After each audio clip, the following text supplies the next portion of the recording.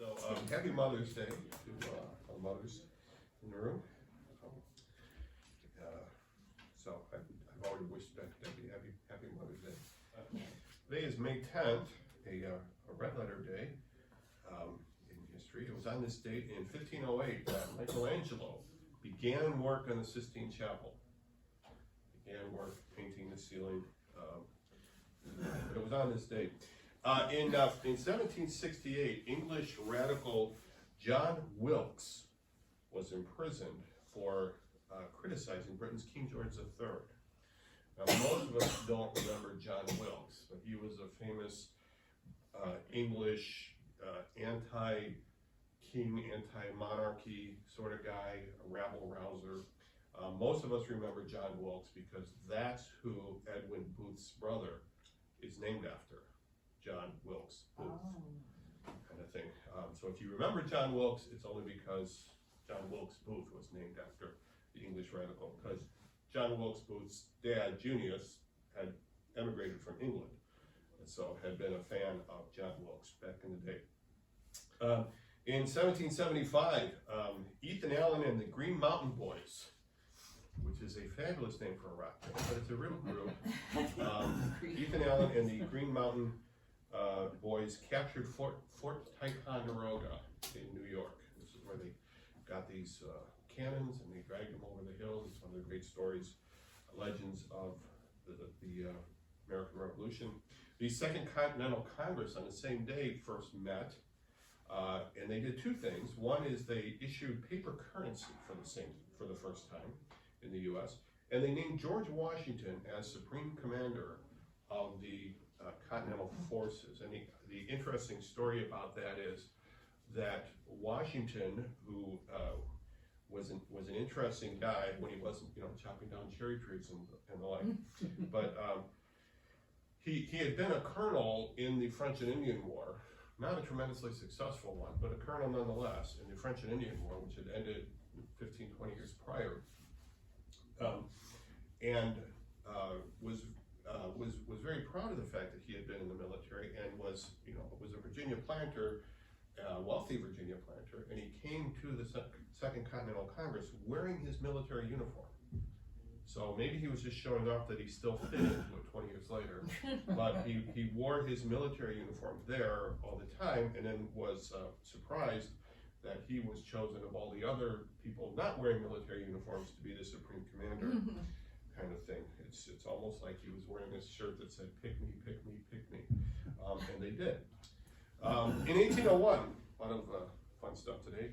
In 1801, the First Barbary War, or the War of the Barbary Pirates, was declared. The Barbary Pirates of Tripoli declared war on the United States. We won, sort of. I mean, it was one of those kind of wars that just sort of ended. Most of the time, most of us don't remember this, unless last week we talked about the Navy song. This week we talked about the Marine Corps. From the hulls of Montezuma to the shores of Tripoli. That's the First Barbary War. That's where that is. And that's actually the reason why they started the U.S. Navy, was because of the pirates, right there. Barbary Pirates. There you go. Yeah. In 1849, now this is one of my favorite events in history just to talk about because it's just so bizarre. The Astor Place Riot took place on this date in 1849. Does anybody know what the Astor Place Riot was?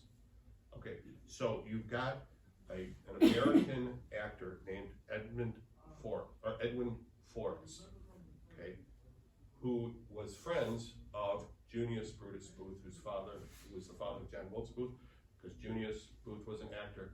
Edwin Forrest was an American actor. He was like the first famous American actor, okay, that had a following and all of that kind of stuff. Shakespearean actor, had a huge following, and there was a British actor named Charles McCready who came to the United States, and there was this competition between who was the better actor.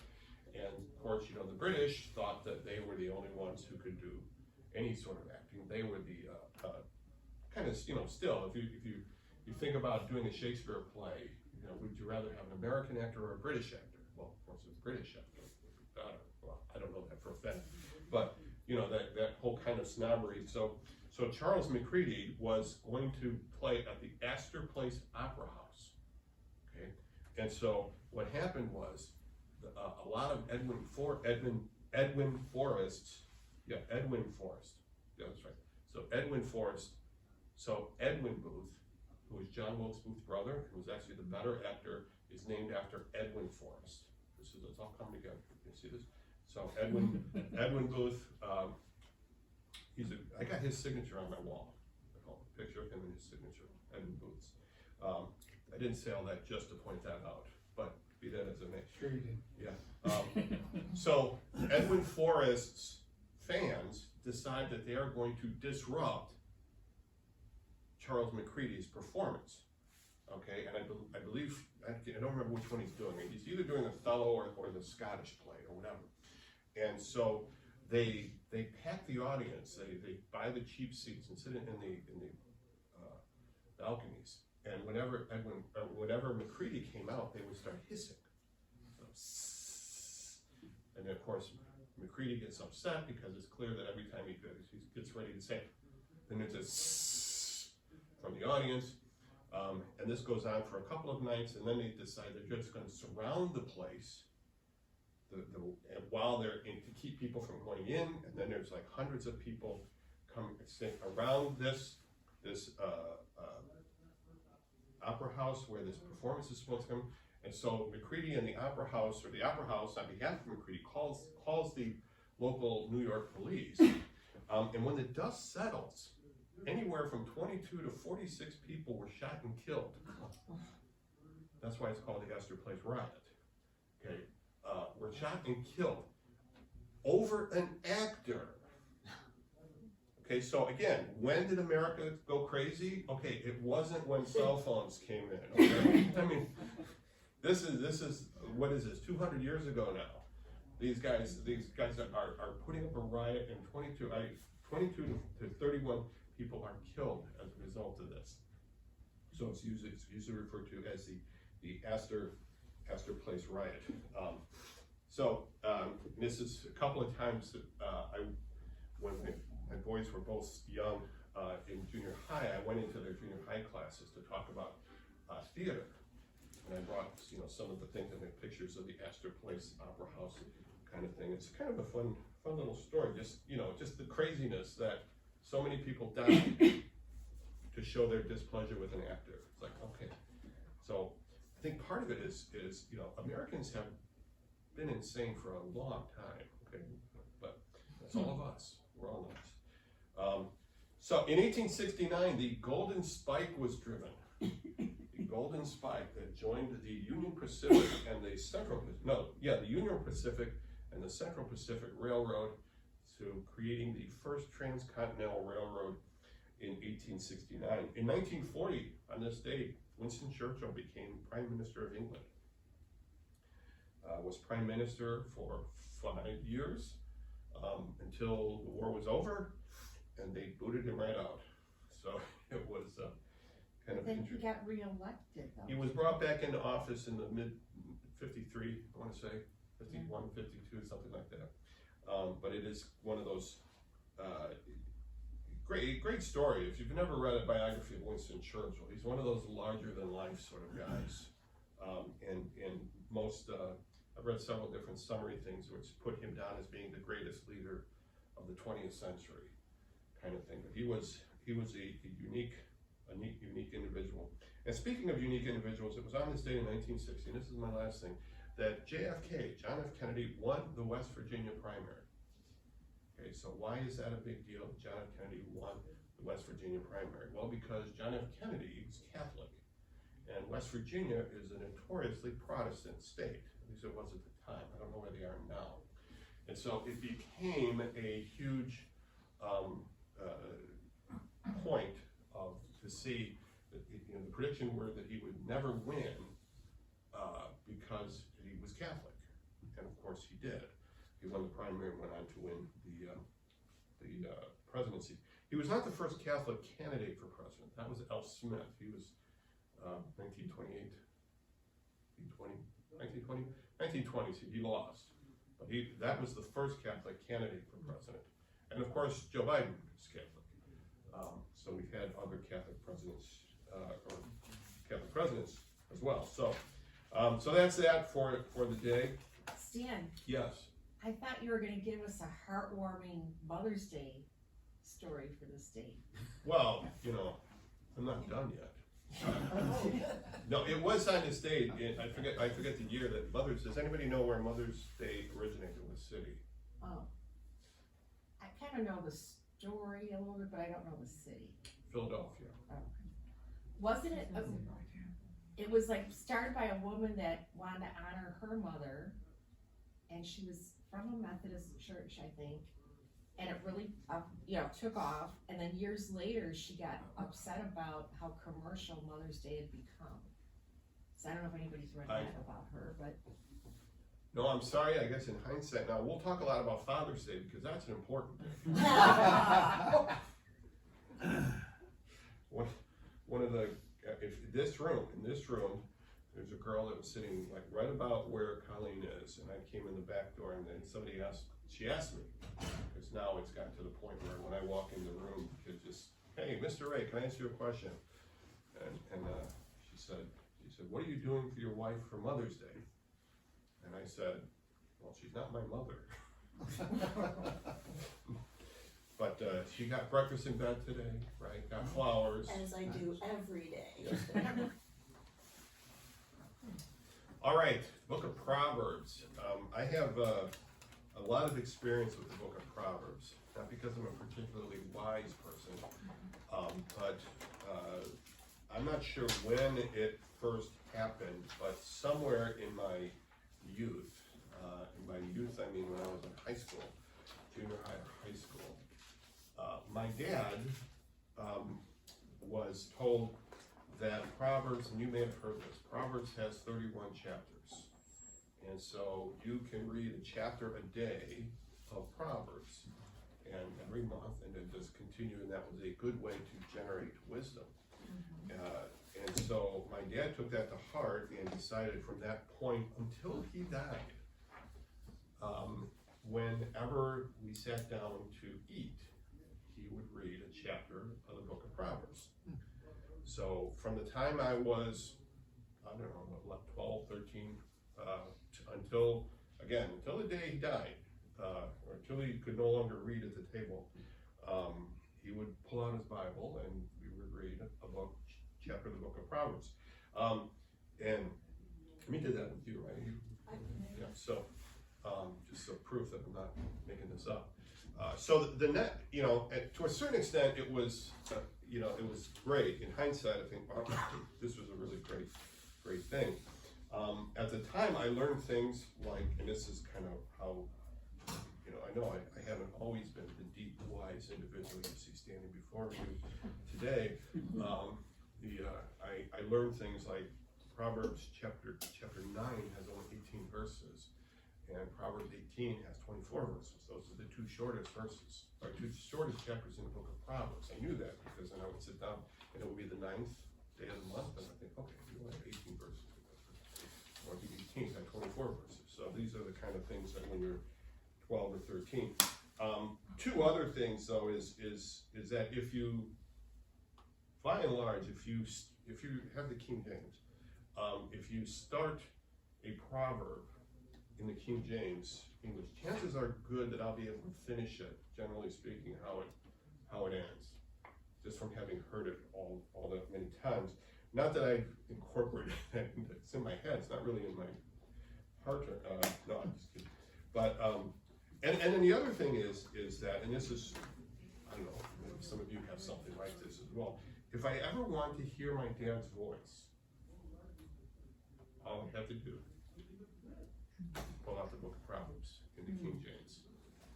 And when I read it, it's my dad's voice that I hear. But don't do that a lot. Maybe I should do it more. But yeah, that's the, so every day, and then, so his Bible, he had a green Schofield, because that's what the Apostle Paul used. You would look at his Bible and Proverbs would be, worn. You know what I mean? It'd be like torn out because that would always be So I have been through the book of Proverbs a time or two in my life. And today we're going to talk about it. If you look in your handout here, when we talk about the book of Proverbs, what are we talking about? What is the book of Proverbs? What is it? Well, at its base, it's a collection of sayings. It's just a collection of sayings. But it really goes before this with and something we need to remember as far as talking about Proverbs. And that is that Proverbs should be a mirror before it's a manual. And what I mean by that is we should look at the book of Proverbs, and rather than looking at it as a how-to, perhaps this is a distinction without a difference, but we should look at it and say, how am I measuring up here? Okay, it's kind of, it's showing you, these are the collection of sayings from the wise, because it's not a thing, oh, well, you look at somebody else's kids going wild and crazy, and you think, wow, the Bible says, train up a child in the way he should go, and he's old and not depart from it. They obviously didn't do that, okay? So, the first test of wisdom here is not whether you can identify foolishness. The first test is whether I can receive instruction myself. Okay, so Proverbs is not there for you to label other people's behavior. Let's put it that way.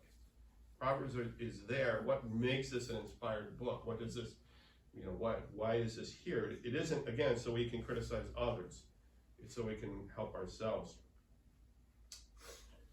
More specifically, looking at the book itself, it's a collection of comparisons. You think this, foolish man does this, wise man does this, wisdom says this, foolishness says this. Okay? Better to live in the corner of a housetop than with a brawling woman in a white house. Kind of thing, Happy Mother's Day. there's your warm, fuzzy Mother's Day thing right there. But it's a collection of comparisons based on reflection and observation that seeks to influence people in right behavior.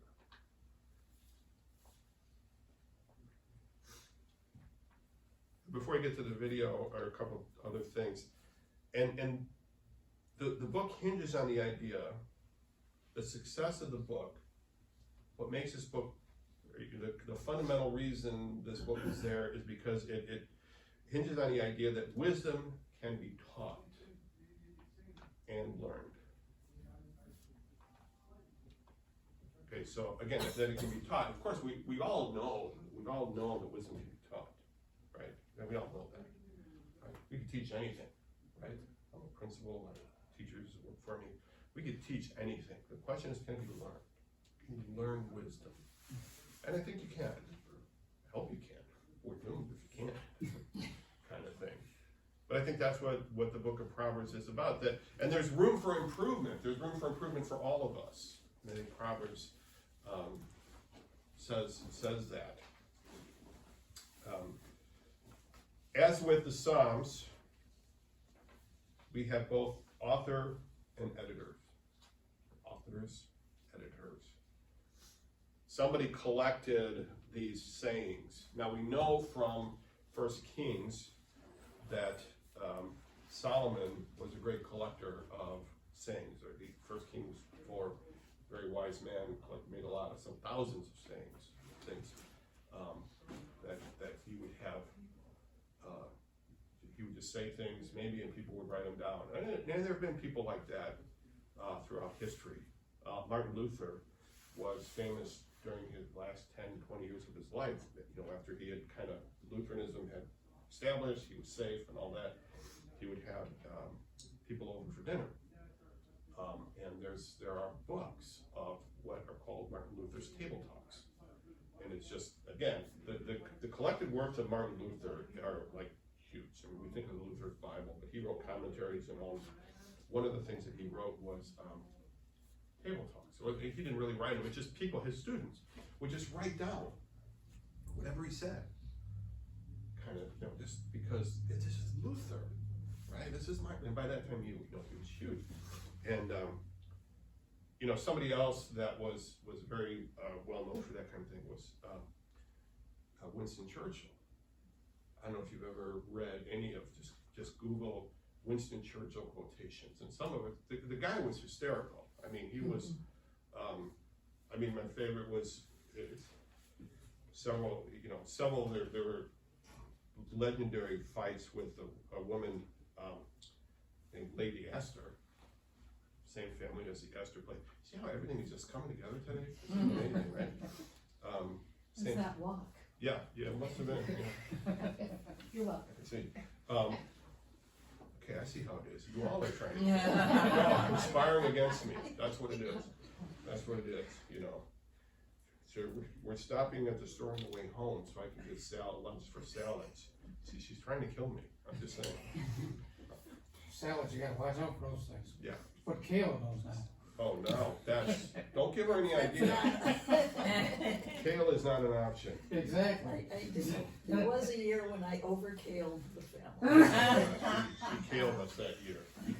Kale, why That's kale exists, I don't know, man, this is, but, Lady Astor was somebody who, was a frequent sparring partner.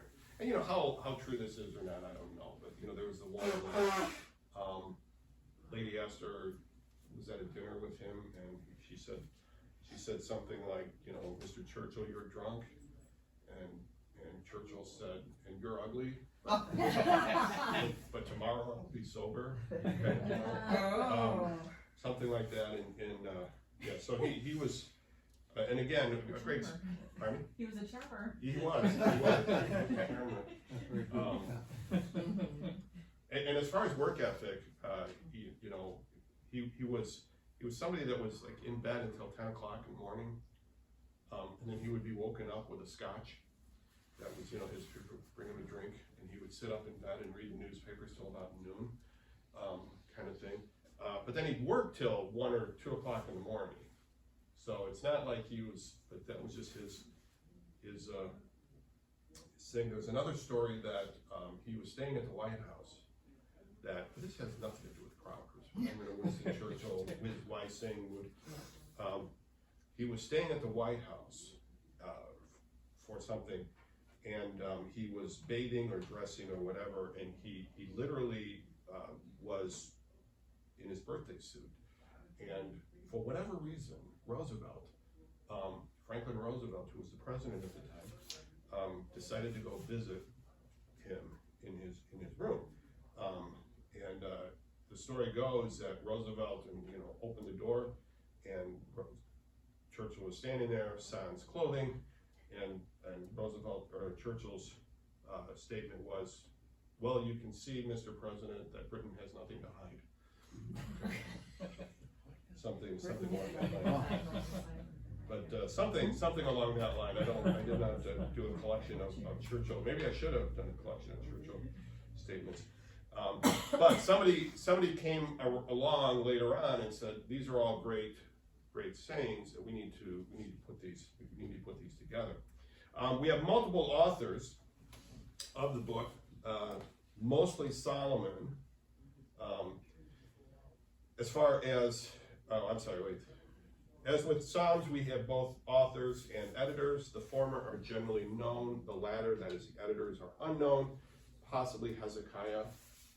He gets credit because in Proverbs 25, one of the headings, I think, or maybe it's the first verse in here. Proverbs 25:1. If I can find the page, there it is. Okay, no, that's not right. Somewhere in there, Proverbs 25:1. Oh, I'm not looking at 25:1. These are more proverbs of Solomon compiled by the men of Hezekiah, king of Judah. So the text tells us that Hezekiah was one of the editors, if not the editor. So Hezekiah did that as well. So the book, the video gives you a general outline of the book, or that has a different thing. So there's the two major sections. There's the introduction, which is the first 9 chapters, kind of the speeches, and then you've got the general sayings of Solomon, chapter 10 through 29. There's a general outline. We start with the title and the purpose, the first 7 verses, and we'll come back to that in a minute. And then there's the Father's reflection, chapters 1, 8 through chapter 9, all of that. And you know that because it says, chapter 1, verse 8, listen, my son, to your father's instruction, and do not forsake your mother's teaching. Okay, so this is, when the boys come over, they have to quote this verse, this kind of thing. Do not forsake your mother's teaching. So it's interesting that the father's instruction, here's my instruction, do not forsake your mother's teaching. See, that's what listen to your mother, right? Do what your mother says. How many fathers is that their go-to? What did your mother say? What did your mother say? Kind of thing. I don't recall a lot of this happening when our boys were. I don't recall a lot of them playing us off against each other. I think maybe because I just kept saying, "Go ask your mother." Right? Typical husband, right? Go ask your mother, sort of thing. But even the father's wisdom that is being given here is sort of like in verse. Search on the page. Verse 20, chapter 1, verse 20, out in the open wisdom calls aloud. She raises her voice in the public square. Okay, so this is the father is talking, but in the talk he's giving the speech of Lady Wisdom. On top of the wall she cries out, at the city gate she makes her speech. Kind of going on. So again, that's all part of the 10 speeches, includes the 4 speeches from Lady Wisdom. Then starting with chapter 10, we have the Proverbs of Solomon. And if you just look at Proverbs chapter 10, just says, the Proverbs of Solomon. A wise son brings joy to his father, but a foolish son brings grief to his mother. Okay. And I'm sure ill-gotten measures have no lasting value, but righteousness delivers from death. And chapters 10 through 29 there are kind of, when we think of the book of Proverbs, most of us think of that. We think, okay, it's just one pithy saying after another kind of thing. We tend not to, because we don't read through the book, and this is kind of my point, because we don't read the book through, we kind of miss the fact that, oh wait, there's some bits to this, but there are some story, it's almost like stories, in part of the chapters. Trying to think, there's one where the father is telling the son, about don't meet the adulterous woman kind of thing. See, I should have brought a King James because I know how everything ends in the King James here. Oh yeah, chapter 7, warning against the adulterous woman. Chapter 7, my son, keep my words. So, in this whole chapter is a story. So it's like, I haven't heard. I don't know that I've ever really had gone through a sermon series just on Proverbs. Is anybody going through Proverbs? Yeah, because it doesn't have. Most people don't think it has that kind of continuity. But here in chapter 7, this is a whole story. Don't do that. At the window of my house, I looked, this is chapter 7, verse 6. And then, again, this is telling the story of the adulterous woman. I looked down through the lattice. I saw among the simple, I noticed a young man, a youth who had no sense. He was going down the street near her corner, walking along in the direction of her house. At twilight, as the day was fading and the dark of night was setting in. He's setting up this whole story about this youth that is going to be seduced by this woman. And how foolish that is. Okay? She'd come, let's drink deeply of love till morning, let's enjoy ourselves. My husband is not at home, he has gone on a long journey, etc. Her house, and it ends up, her house is the highway to the grave, leading down to the chambers of death. Kind of thing. My dad would read that, leading to the table of death. And then we would eat. So, what's for dinner, Mom? After that. Then starting with chapter 22, according to the outline that I've given you, you've got some general. My Bible breaks it at verse 17 30 sayings of the wise. But chapter 22 verse, a good name is more desirable than great riches. To be esteemed is better than silver or gold. Kind of thing. Then in chapter 25, Solomon, the return of Solomon. These are more Proverbs of Solomon. This is were compiled by the men of Hezekiah. So, you had these different groups of sayings of Solomon. Okay, so, somebody wrote their recollections of what Solomon said. Somebody else wrote their recollections of what Solomon said. I have a collection of books by, but not by, but about Edwin Booth, who was John Wilkes Booth's brother. Edwin Booth was the better actor. Okay, he's famous for, is any Sondheim fans in the room? Anybody seen Assassins? Have you seen Assassins? I've never seen it. I've heard the music many times. I really like it. I want to see it one of these days. Stephen Sondheim wrote a musical about people who killed or tried to kill the president, and it's called Assassins. And each one of these guys has a song, and there's one or two women in the mix too. But the song about John Wilkes Booth is called "Why Did You Do It, John?" And one of the refrains in there is that your brother made you jealous. You couldn't wear his shoes, kind of thing. But Edwin Booth was the better actor. Was known for being one of the great Hamlets of the 19th century. Did it for 100 nights in a row, which was the first time that had ever been done that they know of. He did Hamlet 100 nights in a row, and then in the 20th century, John Barrymore did Hamlet and was going to do it 100 nights in a row, and he did. He ended up, but like around the 95th or 96th night, there was a concerted group of people that were meeting with John Barrymore, pleading with him not to do Hamlet 100 nights in a row because he didn't want to break Edwin Booth's point. And John Barrymore is, Drew Barrymore. Drew Barrymore, she's great-grandfather, I believe. Great-grandfather or great-uncle, because there's a lot of Barrymores. There's Lionel Barrymore, there's Ethel Barrymore. Okay, there are several Barrymores. I believe John Barrymore is Drew Barrymore's great-grandfather. But regardless, let's get back to Proverbs, people. Okay? Can we? I have several books about Edwin Booth, and a couple of them are like different actors' recollection of what it was like to work with Edwin Booth. Okay, and so people had collections of writings of Solomon and say, okay, I got a book, and so somebody put it together. Maybe it was Hezekiah, maybe it was somebody else. But these are more Proverbs of Solomon. And then you have the appendices. Back in the last two chapters, chapter 30, the sayings of Agur,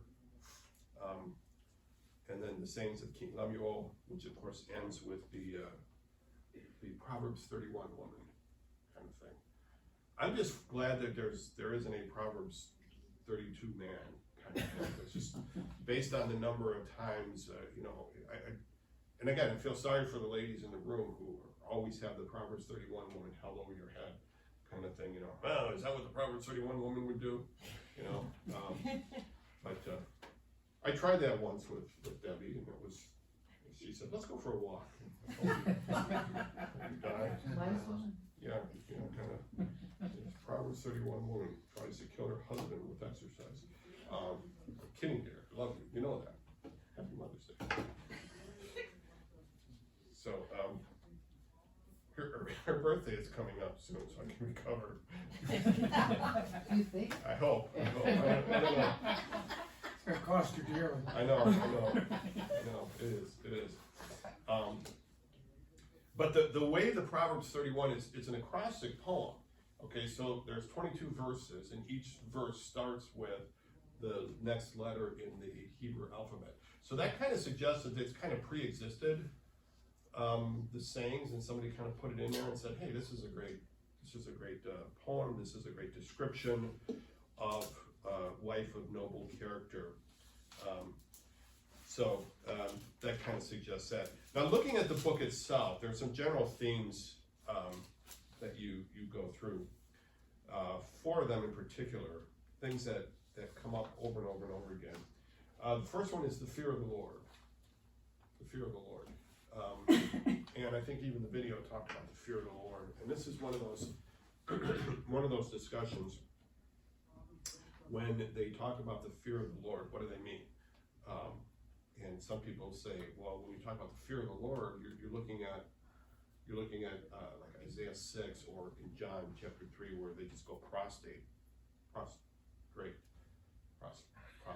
fall on their face. Okay. Listen, somebody tried to kill me. I'm still recovering, okay? I'm just.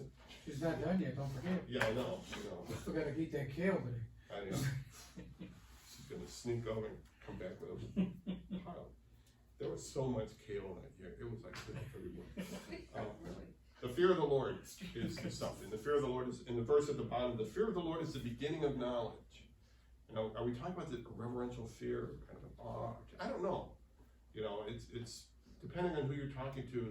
They'll make a big point. Oh, this is a reverential fear, sort of an awe. That's kind of where the video is going. Other people will talk about the fear of the Lord. It's like, no, it's terror. Kind of understanding that there are consequences from what you do. And I think that's sort of one of the points that Proverbs often makes. Is this is the way of the fool, this is the way of the wise man, kind of thing. But the fear of the Lord. The retribution principle. The retribution principle. Okay, now the retribution principle, and I think it's interesting the way the video put it, that you need all of the wisdom books to get the idea of what the biblical kind of theology of wisdom is, or the retribution principle. And the retribution principle basically says that if you do good things will happen to you. If you do bad things will happen to you. Okay, that's pretty much it.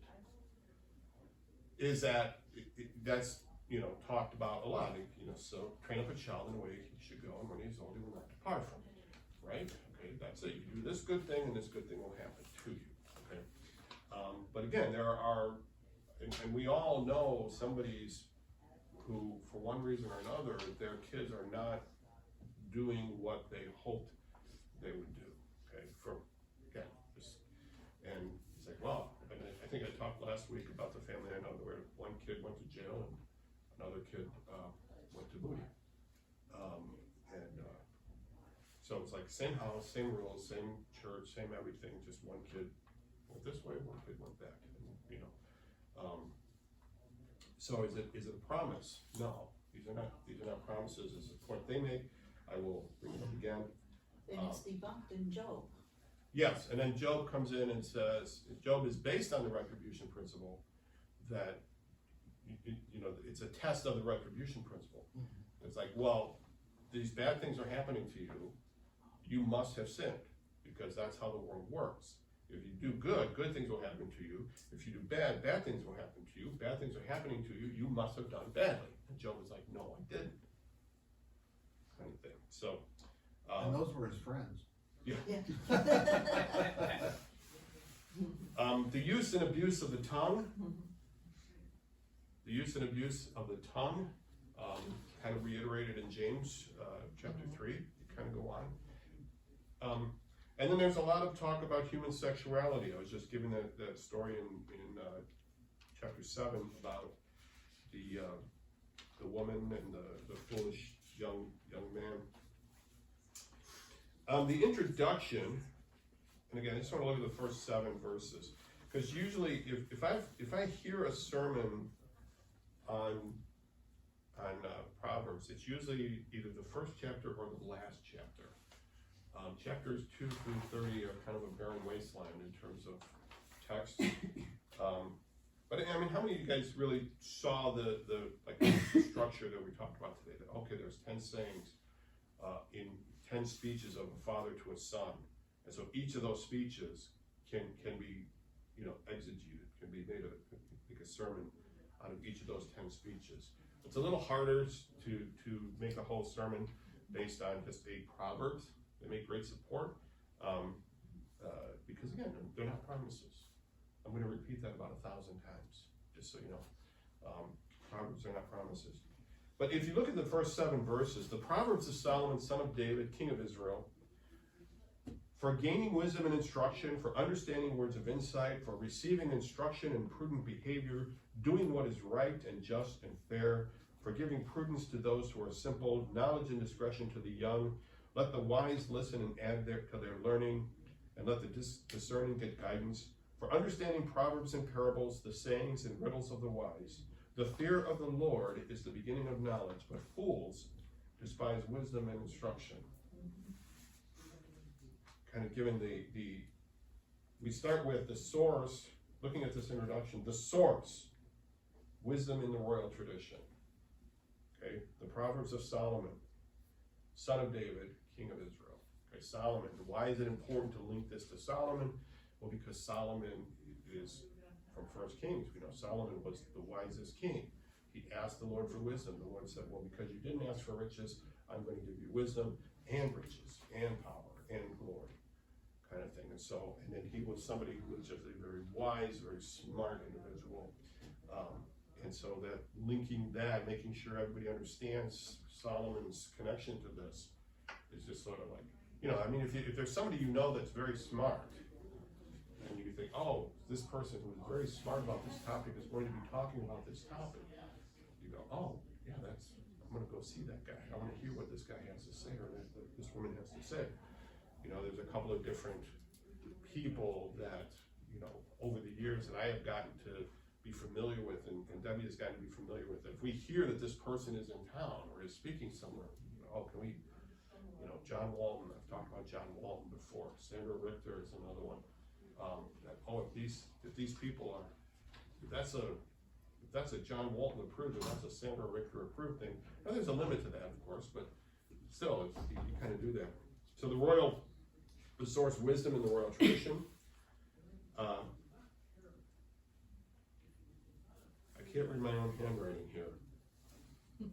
The purpose, formation, not trivia. Okay. Why are we giving you these proverbs? For gaining wisdom and instruction, for understanding words and insight. One of the things I read once, some of you know that I worked for the Ford Motor Company for 31 years, 8 months. Who's counting? But one of the things about Henry Ford, who started the Ford Motor Company, he also, he started 3 companies. Did you guys know that? Do you know what other car company Henry Ford started? There's a car company, well, it's a division now, but there's a car company that Henry Ford started. Lincoln? Well, yeah, Lincoln, yes. Was it an Oldsmobile? No. Cadillac. Henry Ford started a company that became Cadillac. Okay, he started it and then sold it and then moved on and then later started, I don't know what he called it, but the person who bought it changed it into Cadillac, kind of thing. The story of the early car business is wild. It's just nuts. But be that as it may, one of the things about Henry Ford is that later in life he got a little loopy and was known for several things. But one of the things that he did in his old age, I mean literally his old, I mean he lived quite a while. He literally tried to create sayings that people would quote. Does that make sense? He just wanted to be, and so you'll see these sayings of Henry Ford, and you think, oh, Henry Ford said that. So this is kind of the opposite of what I just said about somebody who Henry Ford would be like, what would be a good saying? He would just like work on some phrase that people would say, but it's just trivia. It's just trivia. And here this is for formation, for gaining wisdom and instruction, for understanding words of insight. To know wisdom and instruction, to understand words of insight, to receive instruction. Okay, so the purpose is for formation. Okay, each of these things is something that you could, work on in your life and say, how does this affect me? The audience. Okay, The audience is everyone. Okay? For giving prudence, knowledge, and discretion to the young, let the wise listen. Okay? Let the wise listen. So even the wise need this. You know, Paul says, I count not myself to have achieved. I press on. You know, I'm not there yet. There was a story once that somebody asked Wesley, I believe it's Wesley, not 100% certain, but somebody asked him if he thought he could ever get to the point where he didn't sin. Do you think you're ever going to get to that point of perfection? This kind of gets into Christian perfectionism. And Wesley said, I don't know, but I can always wish I could. That he's always achieving, trying to work toward that point. So even the wise can do this. So the audience is everyone. Everyone needs wisdom, but not in the same way. Not in the same way. When we had a girl, one of my teachers, was having her first child in the fall. And so we have a staff meeting every day, or not every day, but twice a week we have a staff meeting. So for this particular staff meeting, I just went, this was her first child, and so we just kind of went around the room, those of us who were parents. I said, okay, what is one piece of advice you would give to this woman, right? And it was great, it was fun, and, you know, people were saying, you know, good stuff. And my piece of advice was just tell them to go ask their mother. That's what I said. I have another staff member who this fall will be having her 6th child. Okay? We are not going to have the same conversation. Okay? Now, she's as much in need of wisdom, but telling her to go ask her mother when you're looking at your 6th child is just not going to hit the same way. Okay? So wisdom is not needed in the same way. Like in verse 4 and 5, giving prudence to those who are simple, to give prudence, then let the wise hear and increase in learning. Okay, so again, it isn't a question of looking at Proverbs and deciding which ones apply to you and which ones don't. Because really they all do. They all apply to all of us. But the foundation in verse 7, the fear of the Lord is the beginning of knowledge. But fools despise wisdom and instruction, kind of thing. You know, that's a verse that, you know, once you get that in your head, and especially if you're in the education business, you hit kids that just don't. I don't want to learn. I don't want to learn today. And the first time I really thought about that was when I was subbing at Bolingbrook High, and you know, they had a thing, kids had a thing they were supposed to do.